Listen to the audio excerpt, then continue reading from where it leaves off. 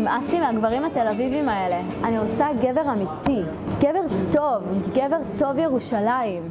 רוצה אהבה? מוכנה ללכת רחוק? יאללה, בואי.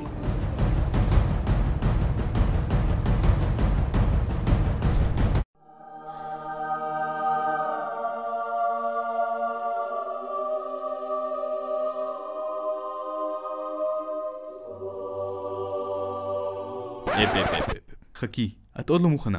יש כמה דברים שאת צריכה לדעת. הגבר הירושלמי אוהב את הארץ. הרי לו שגם את. איזה קטע? זה השחר ארץ ישראלי.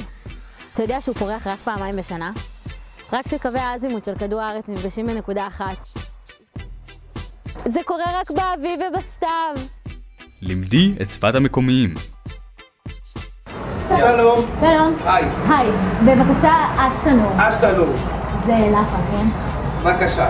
מה לשים לך באשתנור? אפשר טחינה? טחינה? מה שעשוי מסומסום. בדיוק.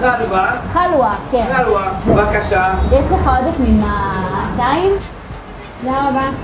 מה אני אעשה עם כל האורדרס הזה? קולולוס? אבו יויו? אבן ג'וק? הקפידי על קוד הלבוש.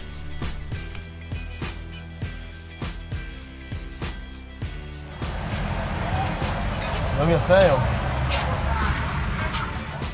הכירי את התרבות הארץ ישראלית. אהבנו פעם באמת ובתמיד, אהבנו כמו שהילדים יודעים.